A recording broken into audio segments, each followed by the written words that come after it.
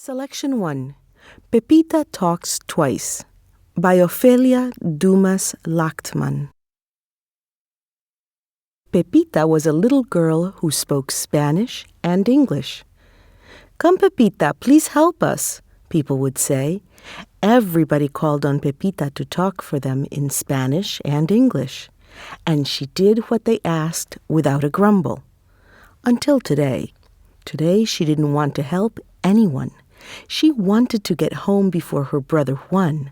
She wanted to teach their dog Lobo a new trick. She wanted to teach him to fetch a ball. But if she didn't hurry, Juan would teach Lobo first. Pepita raced by the grocery store that belonged to Mr. Hobbs.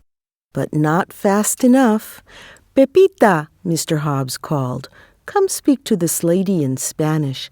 Tell me what she wants." Pepita did what Mr. Hobbs asked, but deep inside of her, a grumble began. She tiptoed by the house where her Aunt Rosa lived, but not softly enough. "Pepita," her aunt called in Spanish, "come talk to the delivery man in English. Tell me what he wants." Pepita did what Aunt Rosa asked, but deep inside of her, the grumble grew. She ducked behind the fence as she went by her neighbor's house, but not low enough. "Pepita," Miguel called and said in Spanish, "my mother wants you to talk on the telephone in English. Please tell her what the man wants." Pepita did what Miguel asked, but deep inside of her, the grumble grew larger. And when she went into her own yard and found her brother Juan teaching Lobo to return a ball, the grumble grew so big that it exploded. "If I didn't speak Spanish and English," she burst out, "I would have been here first." That night, as Pepita lay in bed, she thought and thought. By morning she had decided what she would do. She slipped out of bed and tiptoed by Lobo, who was sleeping on the floor.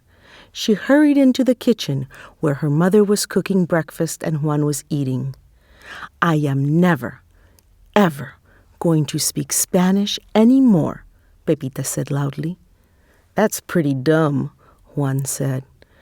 "My, oh my, Pepita. Why?" her mother asked. "Because I'm tired of talking twice." "Twice?" her mother asked. "Yes, once in Spanish and once in English, so I'm never going to speak Spanish any more." Juan took a bite of tortilla and grinned. "How will you ask for enchiladas and tamales and tacos with salsa?" he asked.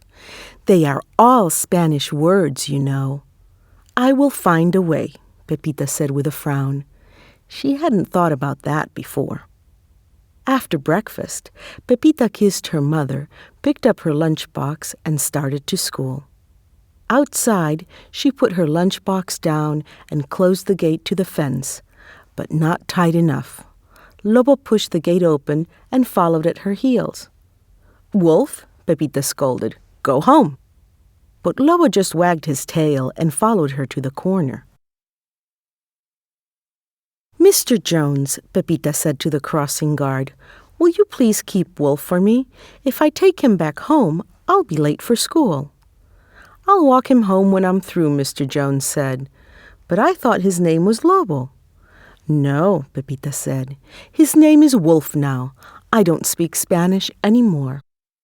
"That's too bad," said Mr. Jones, picking up his red stop sign. "I thought it was a good thing to speak two languages." "It's not a good thing at all, Mr. Jones. Not when you have to speak twice." At school, her teacher, Miss Garcia, smiled and said, "We have a new student starting today. Her name is Carmen, and she speaks no English. We must all be as helpful as we can." Miss Garcia looked at Pepita and said, Pepita, please tell Carmen where to put her lunch and show her where everything is." Carmen smiled at Pepita, and Pepita just wanted to run away and hide. Instead, she stood up and said, "I'm sorry, Miss Garcia, but I can't. I don't speak Spanish anymore." "That is really too bad," her teacher said. "It's such a wonderful thing to speak two languages." Pepita mumbled to herself, "It is not a wonderful thing at all, not when you have to speak twice." When Pepita walked into her yard after school, she found Lobo sleeping on the front porch. "Wolf, come here," she called. "Wolf, wake up."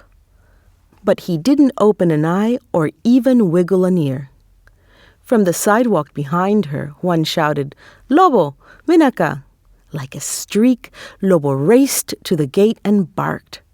Juan laughed and said, "Hey, Pepita, how are you going to teach old Lobo tricks if you don't speak Spanish?" "I'll find a way," Pepita said with a frown. She had not thought about this either. Pepita's neighbor Miguel was on the sidewalk bouncing a rubber ball. His brothers and sisters were sitting on their front porch singing.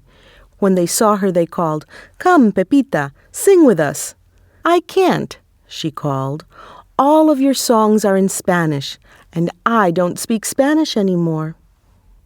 "Too bad," they said. "How will you help us sing at the birthday parties?" "I'll find a way," Pepita said with a frown. This was something else she had not thought about.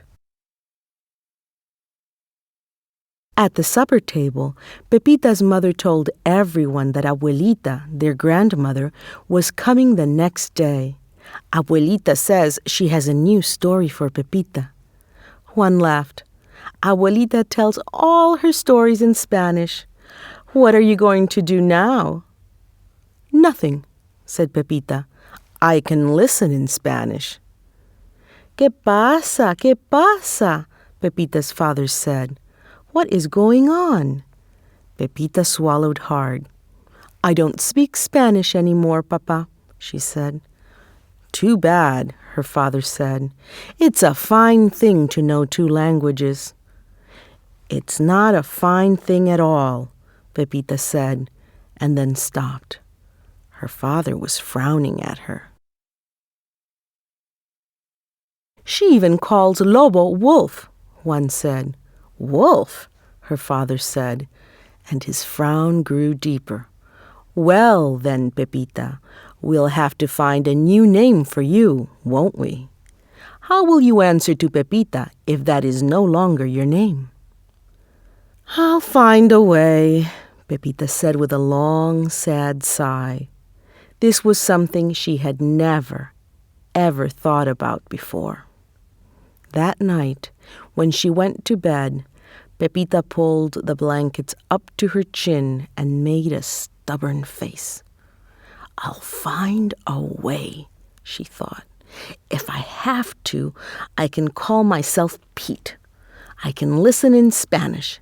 I can hum with the singing. I can call a taco a crispy, crunchy, folded-over round corn sandwich. And Wolf will have to learn his name." With that, she turned over and went to sleep. In the morning, when Pepita was leaving for school, her friend Miguel threw his ball into her yard. Lobo fetched it and dropped it at Pepita's feet. "You're a good dog, Wolf," she said. She put her lunchbox down and threw the ball back to Miguel. The little boy laughed and clapped his hands. Just as she was opening the gate, he threw the ball again. This time it went into the street. Like a flash, Lobo ran after it. "Wolf!" Pepita yelled. But Lobo didn't listen and went through the gate. "Wolf, come here!" Pepita shouted. But Lobo darted right into the street. A car was coming. Pepita closed her eyes. "Lobo!" she screamed. "Lobo, ven acá!" Lobo turned back just before a loud screech of the car's brakes.